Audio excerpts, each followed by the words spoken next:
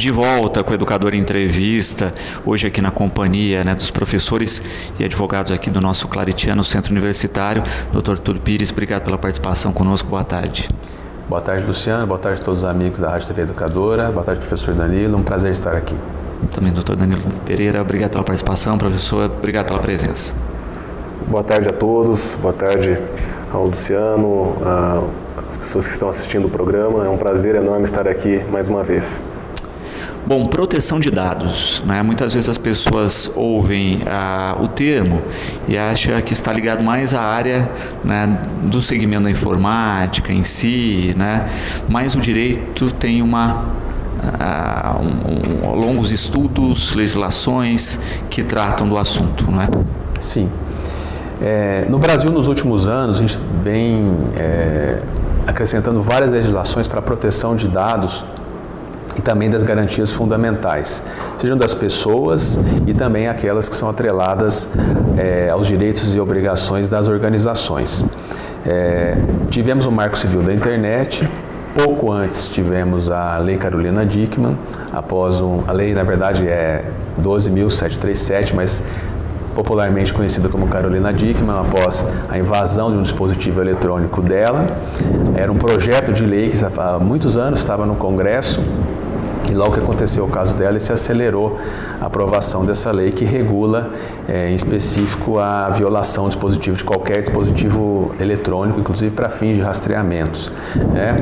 O Marco Civil da Internet e, mais recentemente agora, provavelmente para entrar já em vigor em agosto de 2020, a Lei Geral de Proteção de Dados, que vem alterar alguns artigos do Marco Civil da Internet, justamente para proteção e inibir a violação de dados de todas as pessoas, inclusive das empresas também.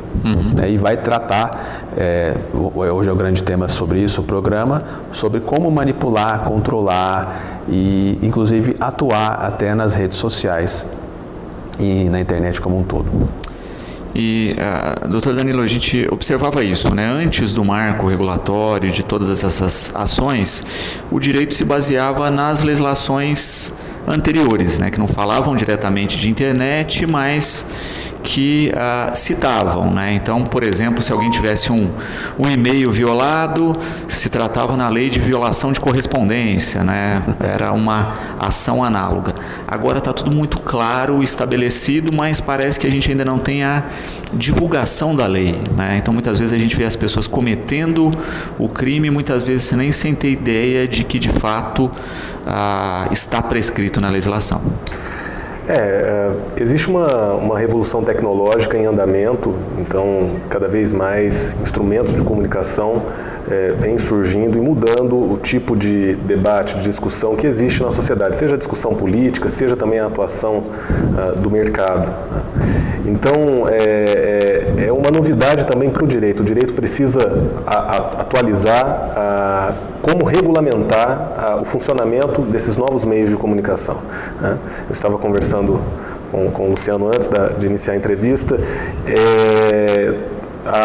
No início do Estado moderno, nenhum governante imaginava que teria essa capacidade de informação e de controle da vida do indivíduo, de invasão da privacidade. Então, para o direito hoje, pensado em termos democráticos, é uma grande preocupação de como regulamentar o funcionamento desses novos meios de comunicação, que, sem dúvida alguma, são importantes, ajudam em vários aspectos, mas tudo na vida é ambivalente, né? Então, tem um outro lado também, que é a possibilidade do abuso, seja por meio do Estado, seja por meio das grandes corporações. Então, era muito necessário regulamentar isso. Agora, com a nova lei, existe aí um período de adaptação para as empresas, para as corporações, mas é uma discussão que precisa ser feita constantemente, né? Se nós... para pensar as liberdades individuais, para pensar a privacidade, nós vamos ter que discutir isso constantemente, cada vez mais, porque a mudança tecnológica é constante. E as redes sociais, WhatsApp, Facebook, cada vez mais esses instrumentos vêm sendo utilizados. Então, O desafio para nós hoje é como tirar proveito desses novos meios de comunicação sem perder de vista a importância que é proteger as liberdades individuais e, no caso, a privacidade. A Vanessa com uma questão extremamente interessante. Nós observávamos muitas empresas comercializando dados, né? Então vamos lá, preenchemos aí para abrir o e-mail ou para fazer uma compra, né? Endereço, documentos, etc. E esses dados acabavam nas mãos de outras pessoas, né? O que a legislação diz sobre isso e até que limite isso pode ser realizado? Sim. Bom, a primeira questão é que a lei ela separa o tratamento de dados pelo poder público e pelos organismos privados, tá? O segundo ponto é importante compreender. Nós temos dados cadastrais, que são o nosso CPF, muitas vezes o nosso endereço. O órgão público ele pode comunicar com outros órgãos públicos, por exemplo, uma Secretaria de Saúde Municipal pode comunicar com uma Secretaria de Saúde federal, estadual, enfim. Os órgãos públicos eles podem ter essa comunicação, desde que, lógico, não afete a sua vida privada. A tutela da saúde, por exemplo, ela faz parte da lei. Outras questões são mais, digamos, mais importantes. Por exemplo, são o que a gente chama de dados sensíveis. Os dados sensíveis, eles remetem à crença, orientação sexual, enfim, agora opiniões políticas. Esses dados sensíveis, eles não podem ser comercializados. Tá? Então, a não ser que exista um expresso consentimento daquele usuário. Então, quando você baixa muitas vezes um programa na internet, você faz um download, você tica OK, você está, na verdade, mesmo que ele seja gratuito, você está contratando aquele serviço, você está pactuando com aquela situação. Um dos problemas das redes sociais é que a gente, quando acessa ela, muitas vezes a gente não lê a política de privacidade. O Google atualizou a política de privacidade. Eu não vou ler isso aqui agora. Né? Então, quando você usa esse termo, publica algo no Facebook, por exemplo, uma foto, essa foto deixa de ser só sua. Ela passa a ser também da corporação Facebook, que muitas vezes vão replicar isso, enfim, exponencialmente com amigo do amigo do amigo. Então, muitas vezes você tem que ler a política de privacidade e até fazer esses impedimentos até para a questão do compartilhamento. Então, em suma, os dados sensíveis, agora falando das organizações privadas, elas poderão ser comercializados desde que haja o expresso consentimento. Isso vai mudar radicalmente os contratos que você vai fazer, seja virtualmente ou seja também de forma física, material, aqueles contratos. No contrato deve estar presente às empresas aquele consentimento nessa transmissão de dados. Tá? Então, os dados cadastrais, isso é comum para algumas situações, sobretudo para fins de questões, por exemplo, de saúde, ou questões até Receita Federal, quer dizer, eles têm essa comunicabilidade de dados, isso é inerente ao poder público. Agora, essa comunicação de dados para fins comerciais, para questões que envolvam realmente o viés econômico, isso vai ter que obter o consentimento. Importante falar, o tratamento de dados hoje, ele envolve muito dinheiro.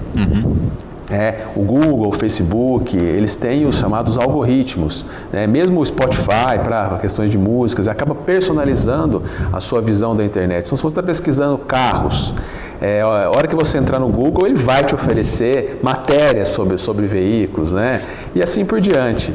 Né? Agora, o que tem que ficar claro, até que o professor Danilo estava dizendo agora, realmente hoje o grande problema é, de um lado, o embate entre a liberdade de expressão, né, que é um fundamento constitucional, e de outro lado a privacidade e a intimidade, que também é inviolável. A gente veio, enfim, aí de um período aí de repressão de muitos anos, diretas já, enfim, a liberdade que o país obteve, e por um lado a gente realmente tratou muito forte a questão da liberdade, que acabou, inclusive agora com a questão do advento da internet, a propagação, esquecendo um pouquinho da privacidade. E aí esse é o grande embate. Né, dessas garantias fundamentais. Até que ponto a liberdade não vai ferir a privacidade? A exposição indevida de um nome, muitas vezes de um caso que ouviu falar e que sabe, e que estava, por exemplo, no grupo de WhatsApp. Será que eu posso compartilhar isso? Será que é um conteúdo inadequado, impróprio? A gente deve pensar nessa forma de divulgação, porque muitas vezes uma má informação, uma informação desviada, mesmo que seja fora de contexto, ela pode acabar com a reputação de uma pessoa. Inclusive a própria empresa muitas vezes pode ter responsabilidade nisso. Então chama atenção para esse fato, para que a gente tenha realmente um cuidado nas nossas manifestações, nas redes sociais, enfim, no nosso dia a dia, inclusive como consumidor. O consumidor tem uma proteção da lei, uma proteção inclusive constitucional, mas nós, como usuários de serviços aí de rede social, temos que ter um cuidado para que a gente não possa entrar nessa esfera de violação da intimidade, que é seríssimo. E isso nós vimos, Dr. Danilo, na questão específica do caso Carolina Dickmann, que deu o nome depois à lei aí, né? Teve fotos íntimas, né, hackeadas, que foram distribuídas, o caso gerou uma repercussão nacional e, em função disso, a lei foi criada, né? Então, não é só quem compartilha inicialmente ou quem hackeia, mas todos aqueles que dão ação ao compartilhamento estão previstos na lei aí como corresponsáveis pelo problema. Sem dúvida, quem compartilha participa desse ato criminoso de exposição da privacidade alheia. Existe uma tendência na sociedade que é o linchamento público. Então, as pessoas poucas vezes analisam a informação que recebem, né? Não fazem questão de consultar qual é a fonte, se aquilo é verdade ou não. E mesmo quando não é uma informação que tenha importância pública, quando é algo que envolve a privacidade, como no caso da Carolina Dickmann, as pessoas compartilham mesmo assim por causa do juízo moralista, sem nenhuma preocupação com o indivíduo que está sendo ferido por essa violação. Então existe essa tendência atualmente e é algo que a legislação tem se preocupado cada vez mais em cuidar desses casos para evitar esse tipo de abuso que também pode ser praticado por pessoas que fazem uso de todos esses meios. O WhatsApp, hoje ficou muito fácil propagar fotos, informações que muitas vezes não são verdadeiras, então isso se propaga rapidamente, é como se fosse um vírus, né? Então hoje a legislação está ficando cada vez mais preocupada em cuidar desses aspectos, em limitar essas divulgações, porque isso traz um prejuízo enorme para as pessoas, né? O xará do Danilo aqui questionando a respeito da questão da retroalimentação das redes sociais. Ele diz que viu um caso específico, né, de uma clínica veterinária que atendeu uma senhora e que o veterinário não conseguiu salvar a vida do animalzinho. Essa senhora fez uma postagem agressiva ao veterinário, enfim, uma pessoa compartilhou, né? Esse veterinário recebeu diversas acusações, críticas nas redes sociais, entrou um processo que rendeu aí não só a pessoa que colocou a postagem, como a que compartilhou, né? Isso já é uma realidade, né? A gente tem visto pouco na mídia, mas os casos dia a dia estão tendo vazão jurídica nesse sentido.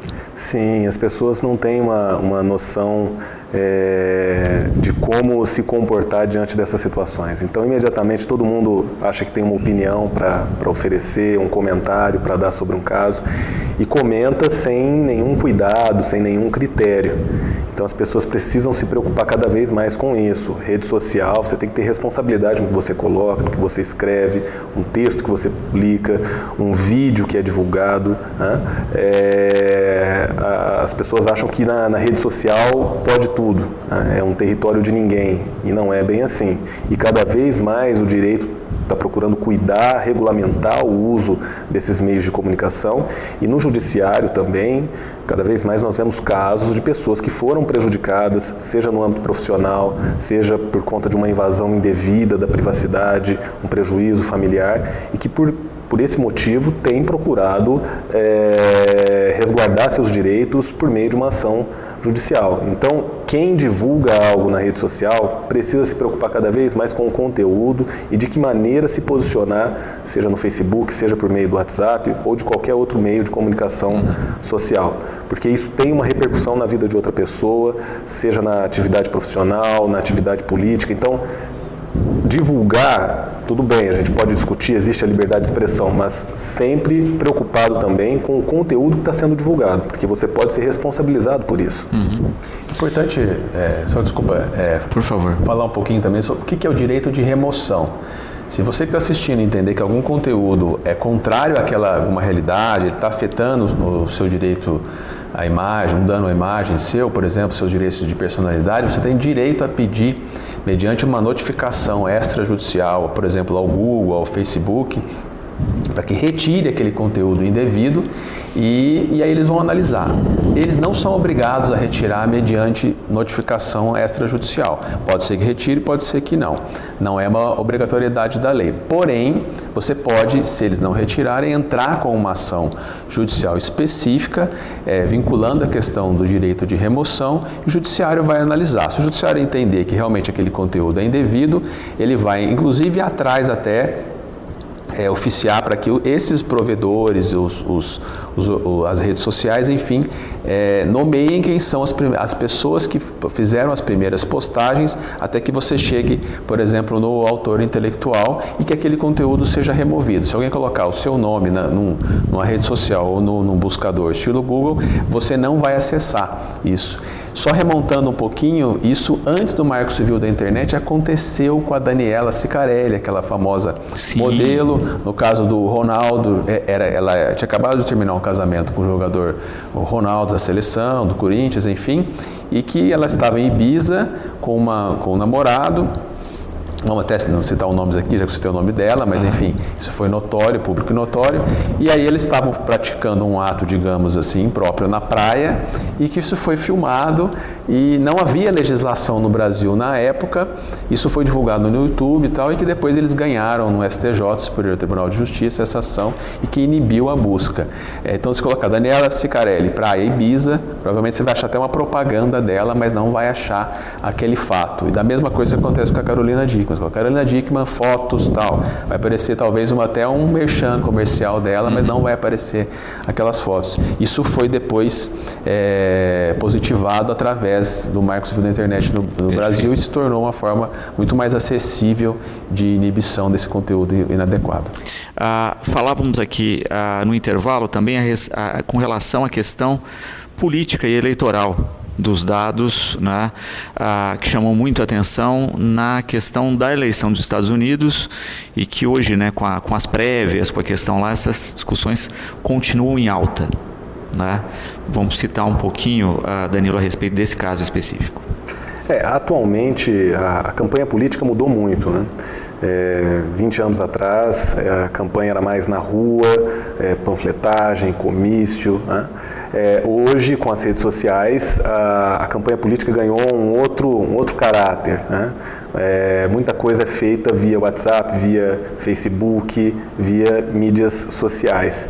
E, mais recentemente, nós tivemos aí um escândalo envolvendo o Facebook, tanto na eleição do Trump, como também na votação recente que teve no Reino Unido para decidir se o Reino Unido deveria ficar ou não na União Europeia, Brexit, né? Foi o referendo.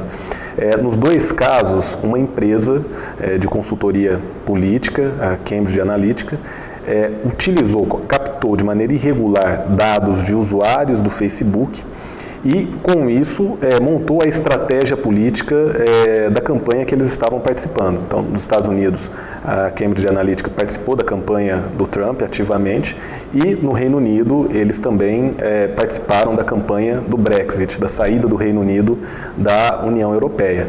O Facebook, eles utilizaram uma brecha que o Facebook permitia, que era a permissão para a utilização de dados para fins de pesquisa acadêmica. Então, um psicólogo que trabalhava para Cambridge Analytica levantou diversos dados e uma pequena parte das pessoas autorizou a utilização desses dados, né? Eles utilizaram um número muito maior. E depois ele transferiu para a empresa e esses dados foram utilizados para a campanha política. Então, a captação de dados, a captação irregular, ela ocorre tanto para pensar uma publicidade mais agressiva, a atuação das empresas privadas, das grandes corporações, mas também para finalidade política. Então, é sempre importante ressaltar isso. Quando nós falamos em liberdades individuais, o indivíduo ele se sente ameaçado tanto de uma atuação agressiva do Estado, que tem informações e pode fazer com essas informações muitas vezes o que bem entende, então aí vem o direito para tentar evitar esse tipo de abuso, como também da parte das corporações, que podem explorar essas informações tanto para fins mercadológicos como também para fins políticos eleitorais. Então, o caso mais recente foi o caso da Cambridge Analytica, e isso gerou uma preocupação enorme no mundo, porque isso pode ter um impacto em outras eleições, em outras decisões políticas tomadas aí em outros sistemas políticos. Então, é uma questão que a gente precisa tomar cuidado, acompanhar mais de perto, porque a manipulação desses dados pode ter influenciado enormemente a decisão que foi tomada pela maioria do eleitorado na eleição americana e também no Reino Unido. Perfeito. E se falou lá e aqui também muito com relação à questão da pulverização e disseminação das fake news, né?